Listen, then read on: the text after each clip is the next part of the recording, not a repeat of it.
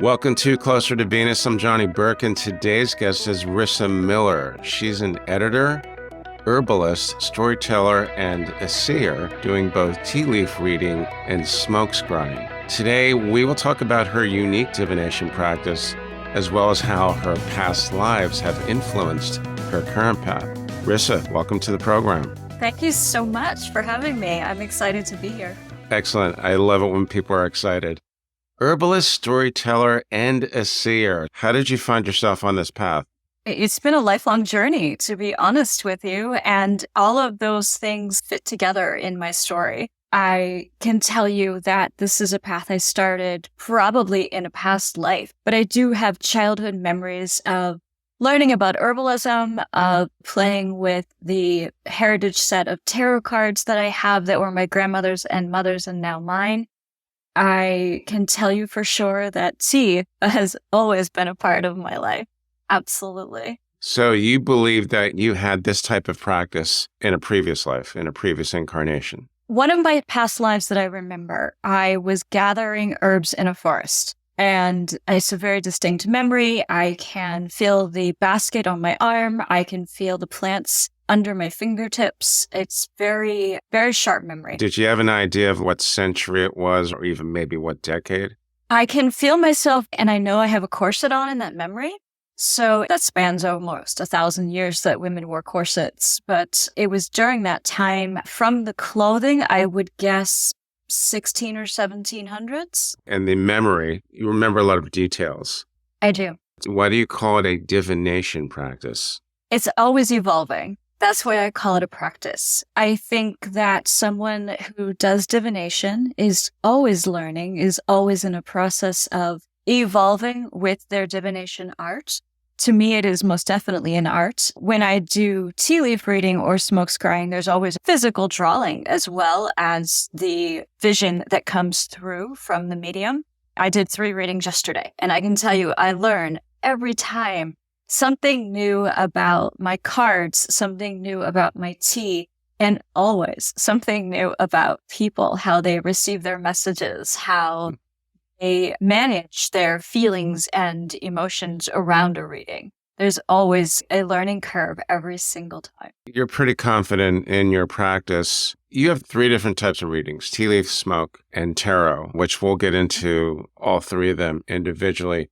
How do you determine what type of reading to give someone when they come and see you?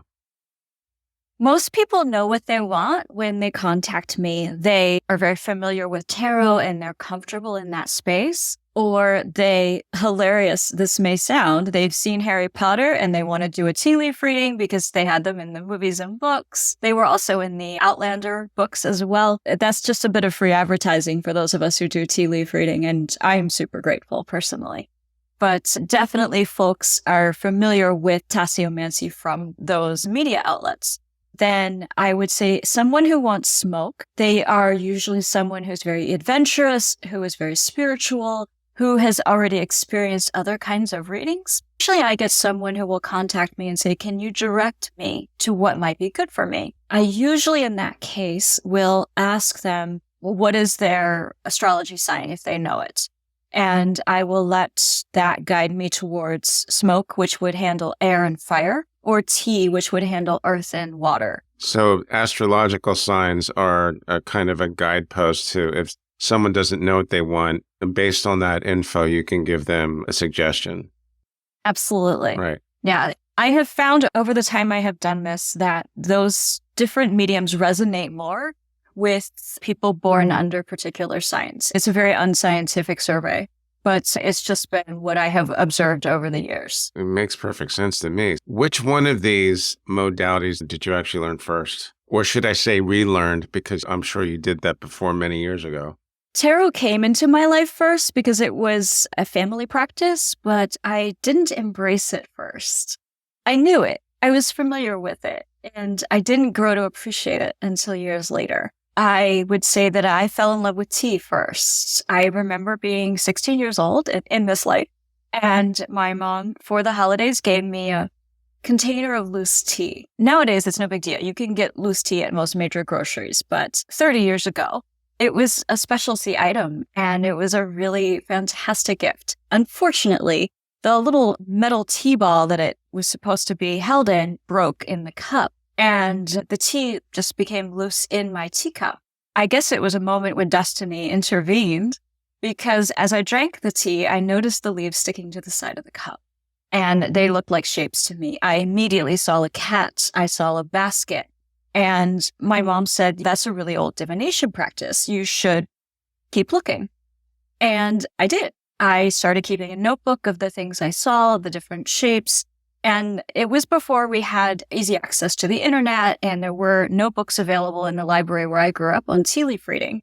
So I developed my own system of reading symbols. I had no guide, so I used my spirit guides to show me the way through the cup, through the symbols, and I just made notes, I made drawings. That's how the drawing practice started too. I would just draw what I saw in each cup. I did go through a phase where I think many spiritual people do, where I became skeptical of everything from the influence of those around me, not my family, but other people. I put all of this back for a little while and focused on just the facts. I found I missed it so much. And I thought, I need to get back to being myself. And if these people aren't with me, that's fine. They can go their own way. I pulled my teacups back out. I pulled my tarot cards back out, especially the old deck that had been in my family for so long, and refound my way into trusting the messages that came through for me. Seems to me that spirit guides are ubiquitous. Whether I talk to a medium, an intuitive, someone who has past life memories, a practitioner. Question about the tarot, because I do believe many people will dismiss it as a parlor game, like a Ouija board. Obviously, you think there's a lot more to it than that. What can you tell our listeners about that practice where it actually has some substance? Can it tell the future? Can it tell the sitter, your client, something about themselves that maybe they were not aware of?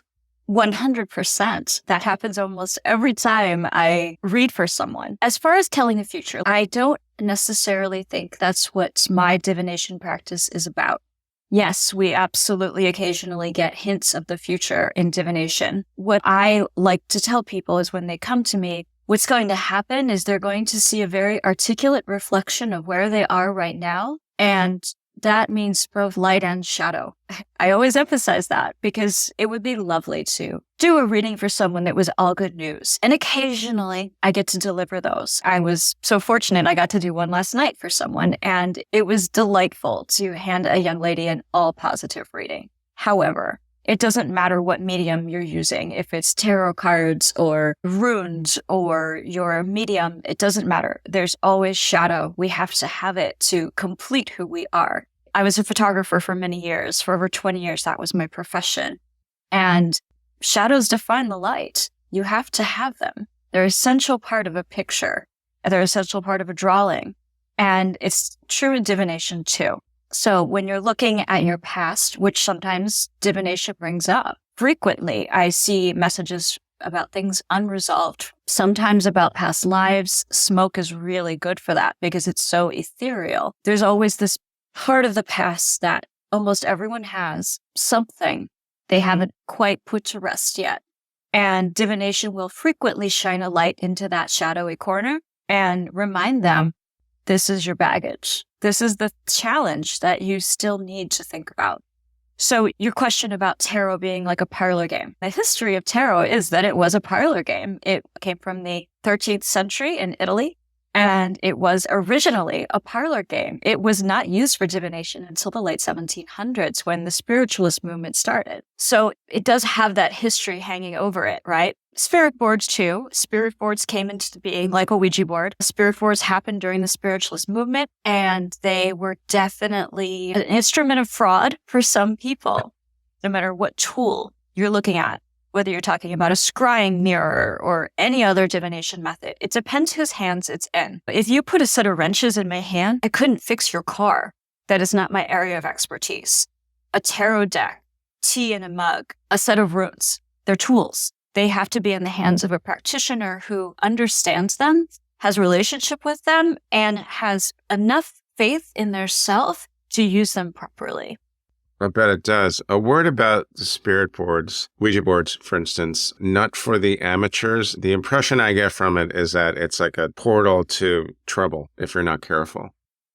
That is a fantastic story that was told to us in the 1970s by filmmakers. Originally, spirit boards were used by all mediums. They were a tool, just like a tarot deck. You can use tarot decks to speak to the dead as well. I would say that it's one of those things that if you put fear out, you will get back something to be afraid of. And if you put confidence out, you will get back a clear answer. There's a great expression. If you stare into the abyss long enough, sooner or later, it stares back. That's true with any form of divination, any mediumship. I think that if you invite trouble, you'll get trouble. We definitely don't want that. That's true of the living as well. We definitely do not want trouble. I bring that up because many of the people I talk to, especially the mediums, really stress the need for protection because there are apparently beings out there that are not so nice. And that's just not some fairy tale. I would absolutely agree. One of my favorite side jobs is I'm a ghost tour guide. And there are absolutely negative entities that show up on ghost tours, like shadow people, things like that. Shadow people. That came up a few interviews ago. Crystal Ann Compton. She talked about that and spiritual attacks. And again, stressed the need for protection. You mentioned a few moments ago that you're able to speak to the dead with the cards. Can you give us an example of how you would go about doing that? Sure, absolutely. So a lot of divination has to do with intention. If you intend to speak to someone specific, that's simply who you ask for.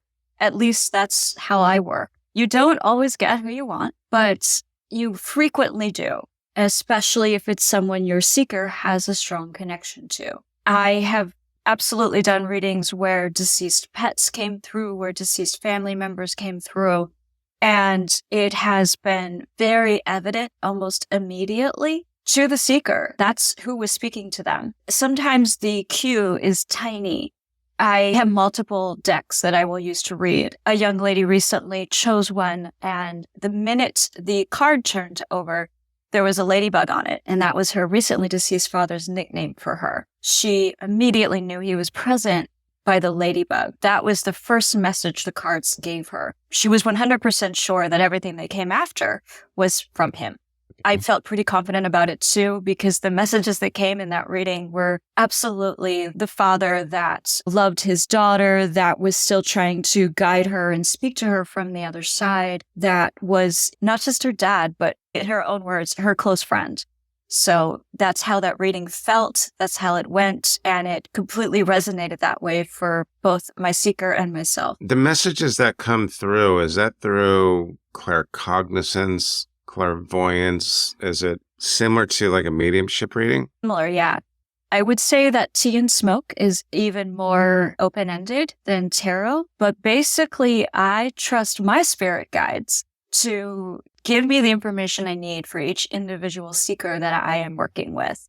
As long as I maintain that level of self-trust, it's there every time. It's the only thing that can really break it is doubt. I feel like I have occasionally had seekers come to me who were given a gift, and the gift is like a gift card to come get a reading, but it isn't really a match for them.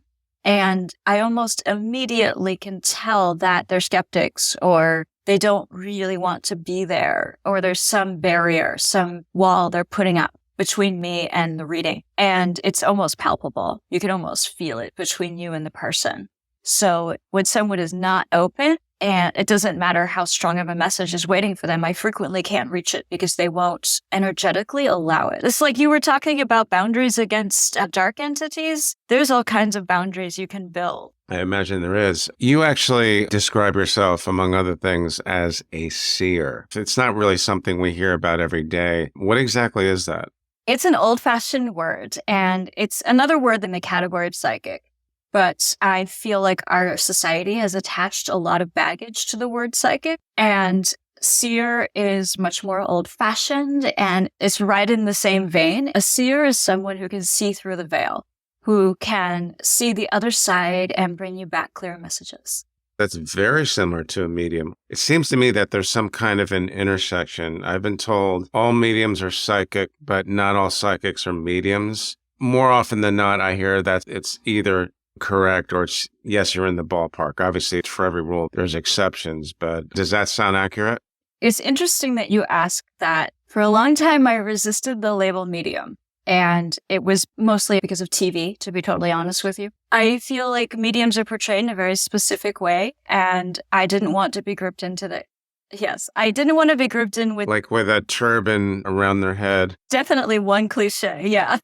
Very much a cliche, but yes, I can see where there's a lot of negative associations actually with both. Unfortunately, there is some fraud, but I think a lot of it, at least from what I'm told, is it's activity from well-meaning people, but their skills are just not quite developed, and they leave themselves open to criticism because they probably should not be practicing until they become certified or they can commonly bring forth something evidential, where it's pretty much a no-brainer. Not everyone can do that. No, not everyone can. I feel like there's a lot of, I'm going to say, testing that goes on, even with the seekers who come to me. They'll test and want specifics from me. And with the tea and smoke, it's actually very easy to pull specifics because they take their own form. There's no edge to that. It literally can be anything. When it comes to reading cards, you have to really trust your intuition because the cards have their own set meanings, whether they're right side up or inverse. There's 78 cards in a tarot deck, and each one of them have, if you consider both the upright and inverse meanings, dozens of possibilities. But then sometimes the message isn't in any of them. The example with the ladybug. The ladybug was part of the drawing on the card. It was nothing to do with the true meaning of the card as far as quote unquote definitions. So that's one of those moments where you have to truly trust yourself enough to move within that reading, to move with that seeker in that moment. It has been my experience that the details are always there. You just have to trust that you're getting the right message at the right moment. I've even had people's names spelled out in tea. I have seen things that specific. Spelled out? The example I'm coming up with in my mind right now was a woman named Jill, Jill. She was the ex-wife of one of my seekers, and he came into me for a tea leaf reading at an antique shop only because he said he saw it advertised and wanted to try new things. It was a big, tough-looking guy and not my normal tea leaf reading client. I sat down with him. He had his tea, and the name Jill popped right out at me. And I said, "Do you know someone named Jill?" And he became very emotional. He said, "That's my ex-wife. She left me because I was an alcoholic 2 years ago. I've since cleaned up." He said, "But I have no idea how to talk to her, and I just found out she had cancer." So the name Jill was spelled out in the cup for a reason, and we delved further into the cup and the other messages. I had a touching email from him about a year later that he had followed the guidance in the cup, and they were friends again and getting to know each other, and it was going great. Oh, and that she was also healthy again, too.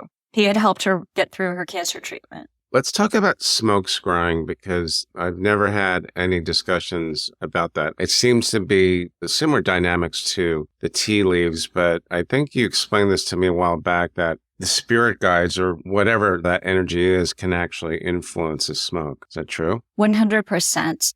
So smokescrying is actually one of the most ancient forms of divination available to us still as human beings.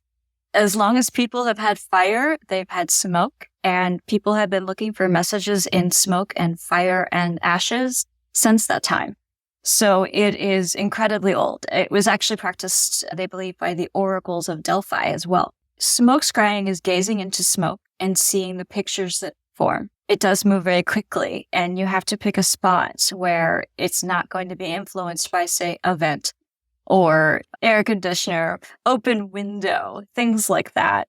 You have to have the right atmosphere. I've also found it's much easier to see it in front of, say, a black background or something very dark. Technicalities aside, smoke moves fast and it takes incredibly specific shapes. Faces come out, letters come out, and it moves really quickly. I have often taken pictures or videos during sessions for people.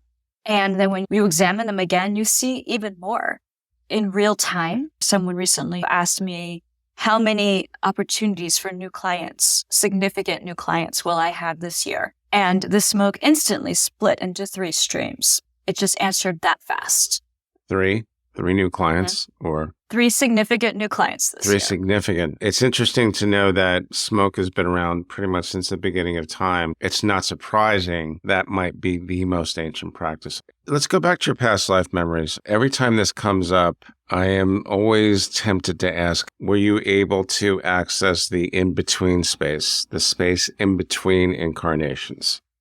I have not walked in it that I remember, but I have seen it when other people have passed. What I have seen looks like a big open meadow. I have seen it more than once. It's a sunny, open place that I have seen, and I spoke to another psychic about it, and he said that is the same for him when he is accessing spirits that are between lives. He called it Summerland. I always call it the meadow. Summerland. That's his name. It's better than the meadow, but to me, it's the meadow. And I have seen animal spirits there. I have seen human spirits there. It is an incredibly calm, peaceful place. And it almost seems like a version of a place to wait and rest. The souls there are regenerating. They can still watch and they can still see you and you can still interact from the space of the meadow. But when they are in that space, they are also resting to come back. I've heard it referred to as the resting place, among other things, and also a place where soul contracts, agreements are made. You pick your family, you pick your parents. Contrary to that old cliche, you can't pick your parents. But actually, I'm told you actually do. You may not get the parents you want, but you get the parents you need to learn. Right. You've gotten distinct, intuitive impressions that these things do exist. It's not a fairy tale. It's not wishful thinking. And you also mentioned that when the spirits are in that place, they can still see us. And did you say interact with us? I think so. I think that spirits interact with us all the time in large and small ways. There's an unawareness that is caused by a lack of self-trust and a lack of trusting our own intuition. But I believe it happens nonetheless. I feel like these little signs and symbols seep through all the time. Whether or not we're paying attention is another thing. But I've experienced it myself. I've had so many people share with me these stories and experiences they can't explain away, that they're just too coincidental to be a coincidence. And I do have a background in journalism. That's my inner skeptic. In journalism, they would tell you there are no coincidences. You just have to find the thread. There are no coincidences. You just have to find the thread. And I feel like these interactions that still happen, some people feel them, some people sense them, some people are very aware of them. Then a lot of people, even as they're witnessing them, they decide to write them off. They decided, oh, that couldn't be. That's not right. That's not possible. Have you ever sensed one of these spirits? I don't know if you do online readings. I'm not really sure if you can do that. You do online? No, not at all. Online readings are actually my largest category. So in other words, if there were someone with me or some entity with me right now, you'd be able to sense it? Maybe. I don't feel anything with you right now. I'm sure there is somebody there, but I'm not tuning into them. I have definitely had that happen during readings. I've had it happen a lot beforehand. I have actually even seen entities before I go to a reading. And then I see a picture of someone. Oh, this is my relative who recently passed. And I say, he was here earlier. Here's the message. Or sometimes I'll say there was somebody here wearing a green ball cap and they were sitting slouched in a chair, really tall. And they'll say, oh my gosh, that was my nephew. He died in an accident. He always wore the green ball cap. So when you have those kind of images and messages, how do you explain to somebody it's not just you reading someone's energy or even reading their mind? I can't explain that away, honestly. I could be reading their energy. I could be tuning into their thoughts. Some people are incredibly loud thinkers. I actually prefer to read for people I don't know. I don't read for my close family, and I don't read for my closest circle of friends and family because I know too much about them. I would absolutely interject my own feelings into a reading for them. So when I'm reading for strangers, I don't want to know anything about them going in unless they have a question they want me to focus on. Sometimes even that isn't the reading they get. I get a lot of questions about romantic life and career, and sometimes the answer that comes back is, actually, before you get into your next relationship, you need to do XYZ thing for yourself. Or before you leave this job, you need to tie up these other loose ends or get more education or whatever the cup or cards or smoke might tell me. It's always what I convey. It's often not what people want to hear, but I can't always explain it. That's where the trust comes in. That's actually been probably my biggest lesson in this lifetime, is learning to trust myself enough to believe my intuition. Speaking of your intuition, when was it that you discovered that you had the past life memories to begin with? When I was a child. I actually have very clear memories of it from childhood. So it's been my whole life that I have remembered certain lifetimes. When you were a child, do you remember ever seeing any kind of spirit beings or anything like that? Oh, definitely. More than I do now. I absolutely did. And I was very lucky that when I explained to my parents that I'm dying, or I recently saw a man in a hat walk through the wall, they didn't judge me. They accepted it as it was and said, "We're sure you did." In your bloodline, is there any evidence of any members of your family having these abilities? I have no doubt that someone did. Unfortunately, so many members of my family are passed that I can't ask directly. I would say that I have ancestors that are part of my spirit guide team that I talk to regularly and that guide me through my readings and my life. But unfortunately, I don't have any hard data on that. It's very hard to have something at hand that's actually tangible. The subject of spirit guides comes up a lot. So what is it like to recognize one of your spirit guides as an ancestor? That's someone you never met, right? Is it just a feeling, or how did you determine that? I knew for a long time, and it was actually another medium that verified it for me, which was quite validating to have someone else say, "By the way, this other spirit guide looks like this." And I'm like, yep, I know exactly who she is. In that way, I did get external validation. It helped a lot in giving me more confidence in my ability to seek her out when I need her and speak to her. To sum up, your past life memories shape your current practice in a way that gives you a tremendous amount of experience for one person. Is there any other way besides the memories that it bolsters your work and perhaps makes it a little bit stronger? I do have all of this past life history with what I do, including with herbs. I would say that the plants, the tea and incense that I use for my smoke, all of that is part of the memory, using the plants, having a relationship with them. Yes, all of that is part of my past. It is ingrained in my blood from a long time ago. I fully embrace it in this lifetime as two of the lives I remember dying by betrayal. They're the other two life memories from past life memories that I distinctly have. I started this life with very little trust in people. So it has been a big challenge for me going into this lifetime to learn to believe that I knew the answer, that I could trust myself and could trust my own judgment of people since I had suffered these betrayals in past lives. I think that accepting that's where I was in those lifetimes and then coming forward with the lesson has been incredibly beneficial to all of my work, all of my day-to-day living. Collectively, they belong to my ancestry and spirit circle as well, so that I don't have to live through the same mistakes in this life that I did in those past lives. I guess the significance there is that you've learned from another life, or you've learned from the mistakes so you don't have to repeat them again in this life, which again makes your practice truly unique, your divination practice. Anything else about these topics that you'd like our listeners to know about?